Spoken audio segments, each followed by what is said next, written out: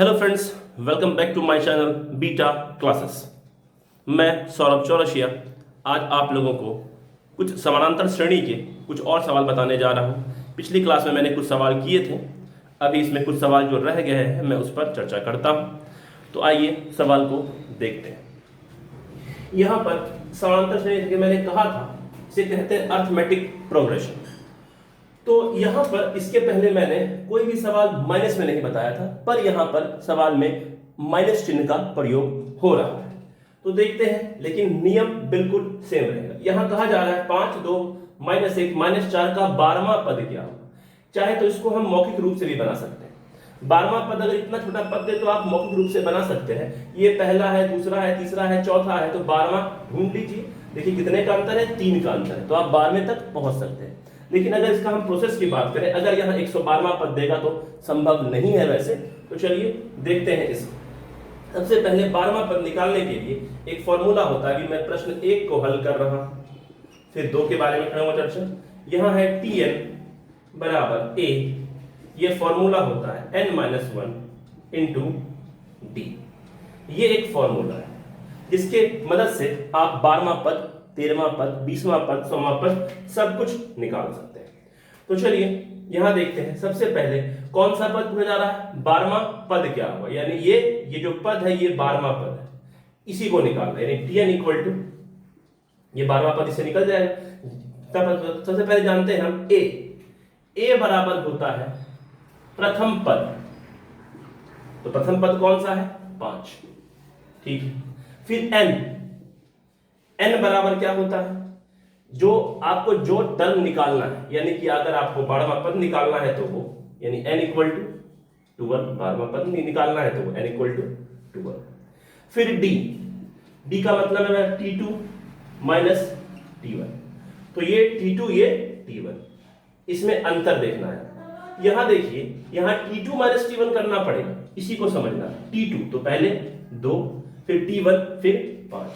कितना वैल्यू आई इसकी, -3, यानी d इक्वल टू -3। अब हम इसे इस फॉर्मूले पर पुट करें। a की वैल्यू कितनी दिख रही है आपको, a जो प्रथम पद है इसका वैल्यू 5 है, तो हम यहां 5 लिखते हैं। फिर प्लस n की value 12 minus a Guna d की वैल्यू -3, ठीक है। अब इसे हल करके हमें जवाब बताना है, तो करते हैं। 12 में से 1 गया, 11 गुना -3, 5 11 तिहाई -33, ये आया प्लस माइनस घट करके -28। यानी अगर हम जब इसके 12वें पद की बात करते तो आंसर क्या आएगा, -28। ये हुआ पहले सवाल का हल। अब हम चलते हैं दूसरे सवाल की तरफ। तो देखते हैं दूसरे सवाल। इसका भी फॉर्मूला यहां क्या है, -3 -7 -11 -15 -19 का कौन सा पद -403।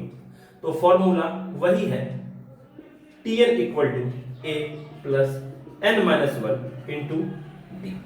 ये फॉर्मूला है। तो यहां Tn ये कौन सा पद, तो यहां Tn की वैल्यू तो आपको दे दी गई -403।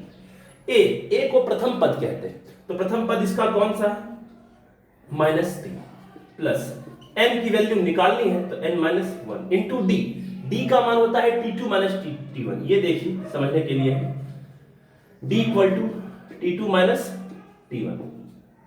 t2 यानी -7 और -3। यहां पर एक चीज ध्यान दीजिए आप, यहां ऐसा देख करके लगता है कि ये तो झुक जाएगा माइनस माइनस प्लस, लेकिन ऐसा नहीं है। यहां पर आपको इसका डिफरेंस देना है। यहां 3 और यहां 7, कितने का अंतर, 4 का। तो यहां d इक्वल टू -4, तो d इक्वल टू -4। तो चलिए ये इधर आएगा, माइनस है, इधर आएगा तो प्लस में, यानी -403 प्लस, ये गुना में है, ये अभी नीचे आएगा भाग के रूप में, यानी -4 बराबर n+1, सॉरी n-1। अब देखते हैं यहां पर ये प्लस माइनस घट जाएगा, घटने के बाद यहां आएगा -4, ठीक है। यहां -4 बराबर n-4 से कट गया ये 100, ठीक है, माइनस माइनस कैंसिल, यानी 100 बराबर n-1। ये 1 इधर आएगा, यानी n इक्वल टू क्या हो गया, 101। तो इससे इसका जवाब निकला। ये 2 सवाल है, आगे कुछ और सवालों को करते हैं। बस वीडियो में अंत तक आप बने रहिए। तो देखते हैं अगले सवाल। एक समानांतर श्रेणी, यानी कहने का अर्थ है कि ये एटी के फॉर्म में, यानी अर्थमेटिक प्रोग्रेशन का 25वां पद क्या है, 25वां पद पूछ रहा है, ठीक है। तो 25वां पद ज्ञात करने का फॉर्मूला आप लोग जानते हैं। एक फॉर्मूला होता है, कोई भी पद अगर आपको ज्ञात करना है, tn a plus n-1 into D, इसके मदद से 25वां पद ज्ञात कर सकते हैं। लेकिन उस 25वां पद को ज्ञात करने के लिए आपको क्या क्या जरूरी है? प्रथम पद का होना, n की वैल्यू होना और d की वैल्यू होना।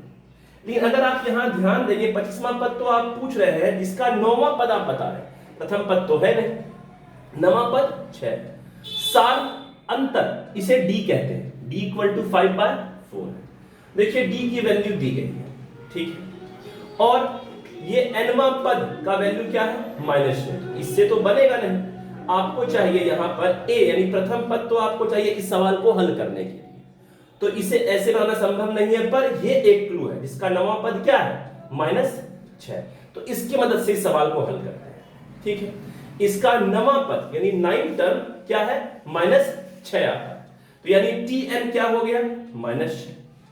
a, अब a होता है प्रथम पद, प्रथम पद तो दिया नहीं तो बाकी चीजें दी गई है, तो a हो गया अननोन। n-1, n क्या हुआ? 9वां पद। कौन सा पद है ये? 9वां पद है, तो 9वां पद यानी 9 - 1 गुना d, d t2 - t1 होता है, पर यहां पर वो नहीं, यहां डायरेक्ट दे दिया, सार अंतर 5/4। इसे हल करते हैं, ये -6 a प्लस 9 1 गया 8, 5/4, 4 से 2 बार में 5 दूनी 10। जब इसे आप हल करेंगे, ये 10 ये माना जाएगा उधर, यानी a बराबर क्या आ गया? 16। इसकी मदद से आपने क्या निकाल लिया? a मतलब इसे कहते हैं प्रथम पद, जो आपके पास नहीं था वो मिल चुका है। अब आपके पास a है, प्रथम पद है, ठीक है। तो अब आपको क्या निकालना है? 25वां पद, जो हमारे पास कमी थी वो यहां हमें मिल चुकी है। अब हम जवाब दे सकते हैं। हमें चाहिए कौन सा पद? 25वां, यानी t25 इसे कह सकते हैं। तो फॉर्मूला वही a, यानी प्रथम पद, अभी तो मैं निकाला प्रथम पद क्या है? 16, ठीक है, माइनस में ये 16 है, प्रथम पद क्या है? 16, ये माइनस में जा रहा है क्योंकि देखिए 9वां पद है, 9वां पद है -16, तो यहां पर 8 10 ये इधर जाएगा -16, तो यहां प्रथम पद हो गया -16, फिर प्लस। अब देखिए यहां पर कौन सा पद चाहिए आपको? nवां पद। कौन सा? nवां पद मतलब 25वां पद चाहिए, तो 25 - 1 फॉर्मूले के हिसाब से गुना d, नियतांक कितना है? शाब्दिक अंतर 5/4। इसे हल करते हैं, -16, 25 में से 1 गया 24 गुना 5/4, 4 से काट 6 बार, यानी -16 प्लस 30, ठीक है। ये प्लस माइनस माइनस, साइन तो प्लस का है, यानी आंसर आ गया 14। यानी ये समांतर श्रेणी है, उसका 25वां पद क्या है? 14। तो ये है सवाल का एक और प्रकार। इसमें 2 बार में इस सवाल को हल करना पड़ा। तो अभी तक का इतना ही तरह का सवाल है समांतर श्रेणी का जो आपके परीक्षा में पूछा जाता है। विशेष अब अगले वीडियो में मैं लेकर आऊंगा गुणोत्तर श्रेणी और हरात्मक श्रेणी के महत्वपूर्ण प्रश्न। आपका इस वीडियो में अभी तक बने रहने के लिए बहुत बहुत धन्यवाद। अब आगे भी कुछ अच्छे वीडियोस लेकर आऊंगा मैं, जो आपके परीक्षा के दृष्टिकोण से काफी महत्वपूर्ण होंगे। तब तक के लिए जय हिंद।